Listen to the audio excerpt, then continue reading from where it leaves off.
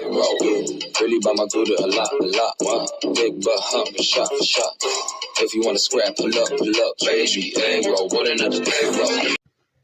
وزي ما شفتوا كده يا شباب في بداية الفيديو فعلنا رقم وخدناه عندنا على الواتساب بدون أي مشاكل، والرقم فضل شغال معانا لفترة طويلة. تمام. قبل ما نخش في الشرح، قبل ما أقول أي حاجة، يا ريت ما تقدمش في الفيديو ولا ثانية، تخليك معايا من الأول لآخر الفيديو عشان تطلع مستفاد من الفيديو ده وتبقى مفعل رقم. تمام، لأن مش أنا لوحدي اللي هفعل رقم، لا أنت كمان تقدر تعمل رقم ليك ولحبايبك ولقرايبك. تمام، والرقم هيفضل قاعد معاك فترة طويلة، يعني مش هيفضل معاك يوم يومين ثلاثة ويتحسب، لا الرقم هيفضل قاعد معاك فترة أطول من كده بكتير. تمام. طيب عشان نبدأ كده في الشرح، قبل أي حاجة لازم تحمل التطبيق ده. هكون طبعا سايب لك اللينك بتاعه تحت في الوصف وفي أول تعليق. خش كده على التطبيق. طيب يا شباب، انتوا أول ما تدخلوا على التطبيق هيفتح معاكم بالواجهة اللي احنا شايفينها دي. هندوس على جيت ستارتد دي، وهنيجي ندوس على بروفايل. طبعا بعلم لكم على كل حاجة. بعد كده هندوس على لوج ان.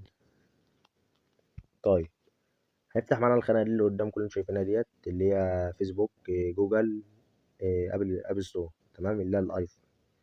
طبعا احنا بنستخدم الاندرويد فهندوس على علامة جوجل ديت.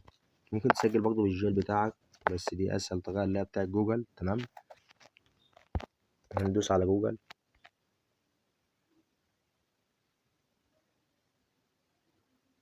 هنا هيتقل معاك سيكا بس ويفتح لك كل الجيميلات اللي موجودة عندك على الحساب. تمام، فانت هتيجي تختار جيميل من عندك من على الحساب. تختار جيميل من عندك من الحسابات اللي معاك، هتختار منهم واحد.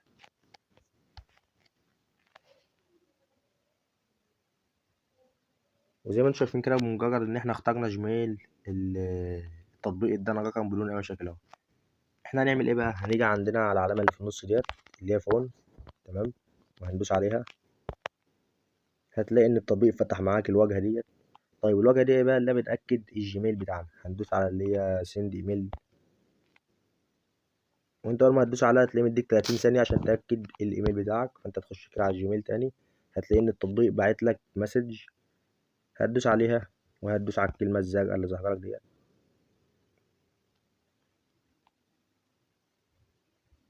هنا بقول لك تم تاكيد البريد بنجاح. فاحنا هنرجع تاني للتطبيق.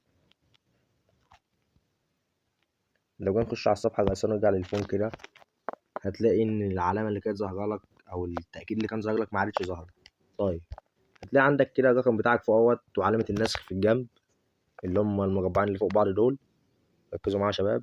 تمام، هتدوس عليها كده انت نسخت الرقم بتاعك. هتنزل هتخش عندك على نسخه واتساب فاضيه. طبعا ده رمز بس. وهتيجي تحط رمز الدولة اللي هو واحد زي ما انت شايف بالشكل ده كده. ده هيكون عندك 20 لو انت من مصر، فانت هتحط هنا واحد وتعمل لاصق للرقم وتدوس التالي موافق.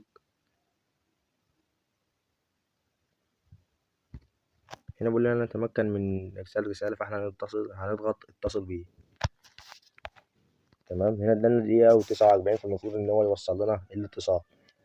بس قبل ما يوصل لنا الاتصال كده حابب اقول نصيحة يعني لكل الشباب، لكل اخواتي اللي بيتفرجوا عليا او بيتفرجوا على الفيديو ده. تمام، يا ريت ما تستخدمش نسخة واتساب معدلة أو نسخة واتساب الذهبي أو نسخة اللي هي واتساب بلس أيا كان واتساب ده. ما تستخدمش إلا واتساب الأعمال واللي هو الواتساب ماسنجر العادي. تمام، وأنت بتفعل أي رقم ما تستخدمش إلا النسختين دول اللي أنا قلت لك عليهم، اللي هو واتساب الأعمال وواتساب ماسنجر العادي. طبعا أنا عشان أفعل رقم على واتساب الأعمال استخدمت في الفيديو واتساب ماسنجر. تمام، طبعا لأن الكود بيتأخر وكده، هي دي بس المشكلة. فأنا عشان كده بقول لك استخدم واتساب أعمال وماسنجر. لو استخدمت أي نسخة تانية الكود بيتأخر. هنا احنا كان المفروض إن احنا يجي لنا اتصال. هنا الاتصال لسه مجاش. تمام، فهو هنا يعني الوقت بيعدي ولسه حوالي 40 ثانية. فأنا هوقف الفيديو بس عما الثواني دي تخلص وأرجع لكم تاني. طيب ورجعنا لكم تاني بعد ما الوقت عدى. هندوس على مطلقة الكود وتدوس اتصل بيه. المفروض كده ان الاتصال جالنا، وهنا ادانا دقيقتين، بيقول لك يمكنك طلب الكود جديد خلال دقيقتين. تمام. طبعا انا ولا اداك الرقم محظوظ ولا يمكنك الاتصال. تمام. اداك الرقم شغال اهوت، واتصل بعد دقيقتين. هنرجع تاني للتطبيق، المفروض ان احنا يجيلنا ايه اتصال.